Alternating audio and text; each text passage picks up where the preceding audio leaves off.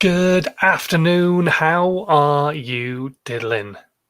Excellent. Me too. Thank you very much for asking. Welcome to another episode of Dazed and Confused, my 3 times a week live show where I chat to you about everything social media, about video, about content creation for your brand and for your business. But the most important thing about the stuff that I talk to you about is it's completely free to do. FREE, my second favorite 4-letter word. It's not my favorite one because, yeah, there's another one I use far more often. But it is my second most favorite 4-letter word. And all I want to do is try and help you get into the mindset of creating content that will just put stuff out there for your brand and for your business to be on the forefront of people's mindset, on the tip of their tongue when they're talking about something that it is that you do. And that they see you as a voice of authority, somebody who gives value with the content that you're putting out. That's what these live broadcasts are all about. That's what they have been about since the start of lockdown back last year, and that's what they're about now still. And today I want to talk to you a little bit more about content creation and maybe overcoming that idea of perfection. First things first, how you doing? This is Simon. I am the founder and creative director of Perception Studios, and we're an award-winning visual marketing agency, and we help brands and businesses create content that helps them stand out. But a few years ago, it became really obvious to me that not every brand and business was in a position to create content with an agency consistently. But we all know consistency is pretty important when it comes to social media and standing out from the rest of everybody because, well, it's like a room full of people shouting and everybody's shouting at the same volume. So you need to be more creative in getting more stuff out there. But if you can't afford an agency, what can you do? So I sat down, I went through everything that I do myself generally for my own brand, for my business's brand, what I've done with clients, with customers, what I've done with people I've worked with in the past. And I turned it into a formula, called it How to 9 Times Your Social Media, turned it into a book. It went to #1, all that kind of malarkey. And it takes you through everything from planning through to podcasting and a whole bunch of stuff in between as well, which is essentially trying to make your content work harder for you. And it's what everybody's talking about now, repurposing your content, making what you've got work harder so you don't have to put too much effort into making sure you're talking to everybody who's out there. So that's what these broadcasts are about. That's especially what today's live is going to be all about as well. I'm also going to be here answering your questions. So if you have any questions at all about social media, video, content creation, stick them into the comments, whatever platform you're listening or watching on, be it Twitch, Periscope, Twitter, YouTube, LinkedIn, Facebook, or if you're listening or watching a replay or listening to the podcast, stick your questions into whatever platform you're on, and I will do my best to answer as many of them as I can do either today or on a future broadcast. But today I want to talk to you about getting locked up in perfection. A lot of people really get tied down in the idea of they want perfect content. They want content that everybody is going to be like blown away by. And they worry too much about posting stuff that's not perfect. And I want to help you overcome that by showing you how easy it is to create content. Because again, people are kind of like, well, creating content's hard, and if it's not perfect, I don't want to put it out. And creating content's not difficult, especially if you are a voice of authority in your marketplace, and you are, I'm sure, just like Bill Caskey, who has joined us over on LinkedIn. Thank you very much for joining us, Bill. There he is. Hey there, Caskey here. Thank you very much for joining us, Bill. So yeah, if you are a voice of authority in your field, then you are absolutely fine creating content, and you just got to overcome that idea of it being perfect. So I want to show you something really quick, really simple that I've done myself in the past. I'm going to do it right now, and just to show you how quick and easy it is to create a piece of content. So I'm just going to create a piece of content that is connected to content not being perfect. So I've got a pen and paper. There's my pen, there's my paper, and I've got my phone, and I'm going to simply video this. What I'm going to do is I've got my video set up on my phone. I'm going to hit record, and I'm just going to do a little drawing. And it doesn't have to be an amazing drawing. Like I say, it doesn't have to be perfect. I should really be using 2 hands, but I'm holding the camera. And your content doesn't have to be perfect. Or spelled correctly, in my case. Okay, so there's my video. Your content doesn't have to be perfect. Right, I've done a quick vertical video. I've also drawn a very shoddy picture. Your content doesn't have to be perfect. So right, what am I going to do with that? Well, first things first, obviously I have the video, which I am then going to take, and I'm going to go onto my Instagram, and Instagram stories are in vertical, which is why I filmed it in vertical, because I wanted a piece of story content. So I go into my stories and boom, there's my video. It's 35 seconds long. It's made it into 3 pieces. I will put some tags on there. I'll put my location on there, and then that piece of content will be posted onto Instagram stories. So that's content piece number 1. Then I also have this drawing that I could use. So what then I do is I go into my camera, and rather than a video, I'm just going to do a photograph, and I'll take a photograph of that piece of content like that. And there it is. That's my, can you see that? I know it's a bit awkward with the lighting, and see if, there we go. Your content doesn't have to be perfect. So then that's another piece of content I can then use and post on multiple other channels. So if you go and follow me on all my channels that are listed in the section below, after this broadcast, I'm going to put those pieces of content live on multiple different channels. So it'll go on Facebook, it will go on LinkedIn, it will go on LinkedIn stories, it will go on Instagram stories, it will go on Instagram, it will go on Twitter, it will go on Twitter Flow. Do you see what I'm trying to say here? That took me no time at all to do, and I didn't really do it properly. I didn't do it justice, but I did it really quickly. And you can create a piece of content really fast that then you can reuse and post into different places and really give value across multiple platforms.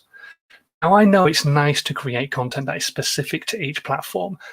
In fact, a lot of people would say that's a must, but you don't have millions of people following you. What you're aiming to do right now is get people following you, build a community of people who give a shit about what it is that you've got to say.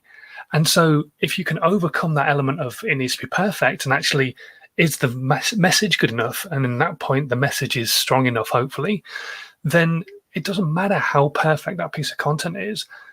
And it's so simple to create a piece of content. I've just made a video and an image that I can use across multiple platforms. That's how simple creating content can be. You don't need to make it really difficult for yourself. You don't need to really confuse yourself. It's not a science. Yes, it becomes more scientific if you drill further down and want to create content that is specific to each channel. But like I say, you don't have millions of people following you. You don't have tens of people working for you as a team to create content for you specific to each channel.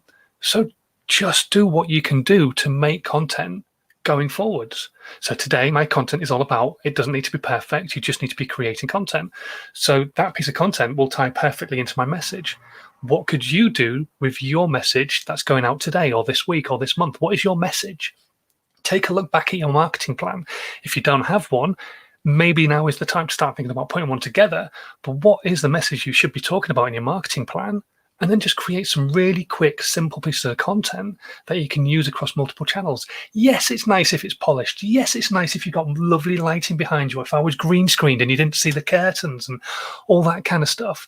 But we're not all in that luxurious position where we have a studio we can do stuff in, or we have a place where we can create loads of great content for our brand and our products. We're not all in that luxury situation where somebody could be doing it for us while we concentrate on our business. So what you've got to do is find a way of getting the message across, putting your brand across in the best possible way, but without worrying about it being perfect, and understanding that you're putting that value out there. You're helping people with the content you're putting out. You're removing a pain point. As long as you're doing all those things, that piece of content doesn't need to be perfect. Trust me. Some of the worst content you've ever seen actually visually still hits really hard because it removes a pain point, or it's been spoken about in the right way. Look at Blair Witch Project. God, that film was awful if you look at it as a film professional. But if you look at it as a point of view person, somebody vlogging a situation and the amateurishness of it and the story, that's what draws you in, not the amazing cinematography. So stop worrying about perfection, start worrying about putting that content out there, and hopefully you'll come off the back end of this broadcast and maybe do a little bit of a crappy drawing yourself. I mean, yeah, if you can't do better than that and spelling the word perfect wrongly, then yeah, I don't know what you can do. Anyway, right, on to your questions. If you've got any questions, stick them in the comments below. They'll come up on my screen, whatever platform you're watching on. And I'll do my best to answer all of them today, or if you're watching on the replay, we'll do it on a future broadcast.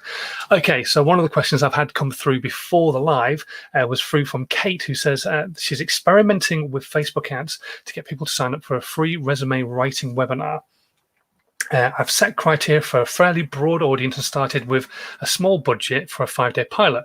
I'm rotating a few headshots with some stock photos, but I'm not getting much traction. I'm lost. There's a bazillion resources out there to sift through. Have you got any ideas? Okay, so Kate, the thing is, this is very difficult to take yourself away from this, to step back and look at it as a different person. But you need to look at your content as you would consume content. If you're going to sit there and have your images pop up on your phone, would it make you stop as you're scrolling through Facebook? You're going through Facebook and your photo pops up. Forgetting that you're you, would that stop you in your tracks? Would that make you want to stop? Is there a headline on the images, or is it just an image? Because the chances are, if the person doesn't know you, then an image of you is more than likely not going to make them stop in their tracks. And that's not to sound horrible. It's just not likely to do it. So what I would definitely suggest is that you take a look at your content. What are you trying to do to stop them in their tracks? Create an image with maybe text on it, a meme, effectively. Obviously not too much text because Facebook doesn't like that, but maybe an image with text on it, maybe a video. But you're trying to stop people in the tracks. So what could you create that's going to stop them and consume what you've got to say? Right now, there's a lot of people looking for jobs. And so a resume service could really be a big money earner right now. Let's be honest. There's a lot of people out there who have been in a very unfortunate position and have either lost their businesses, lost their livelihoods, lost their jobs, been made redundant. There's a lot of that happened over the last 12 months. And so you're in a position where you can help a lot of people. There's a huge pain point there for a lot of people. So what can you do to make them stop in their tracks right now as they're scrolling through Facebook or scrolling through Instagram or scrolling through Pinterest or LinkedIn? Think about it that way. Think about it sensibly. I would also probably suggest you think about more LinkedIn than Facebook, because people looking for jobs are likely to head in that direction, especially the business-based jobs, more your retail stuff, that kind of thing, maybe Facebook, but your more office-based stuff is going to be on LinkedIn. A lot more expensive on LinkedIn to advertise than it is on Facebook. But yeah, have a think about it. But definitely think about the content connected to your advert. Would it stop you in your tracks? Would it stop you from scrolling? If it would, then maybe there's something else not quite right. Maybe it's the copy or something like that. But if your images wouldn't stop you from scrolling, then that's where you need to start. What could you create that would stop somebody scrolling, stop somebody in the tracks? It's the same as anything. You've got a shop on a top floor of a block of flats. You're trying to get the people from the streets to come up to the flat. The lift doesn't work. They have to go up the stairs. How are you going to get them there? What are you going to do to stop them on the street and go all the way upstairs to see what it is you've got to offer? Because what you've got to offer is the best, but you've got to get them there first. Okay, right, let's take a quick look, see if there's any other questions coming in before we call it a day. Nothing on Facebook, LinkedIn, YouTube, or Twitch, and nothing on Twitter. I did have a message though through from Bill, who says, you've given me an idea. I will send it later. I look forward to seeing that, Bill. Thank you very much for letting me know. And yeah, I think that is probably the end of today's broadcast. If you're brand new to the broadcast though, if you've never listened to one of these, seen one of these, please make sure you hit the subscribe button, whatever platform you're watching on, so that you don't miss out in the future. And if you're watching on YouTube or on Facebook, whether it's on the live or the replay, you can hit the little notification bell and then you get told when I'm going to go live in the future as well. On all the other platforms, just keep your eyes peeled or look out for the scheduling notifications that usually pop up. And I will catch you again on Wednesday, when I'll probably be here from about midday. But until then, thanks ever so much for watching. If you're brand new, like I say, hit subscribe.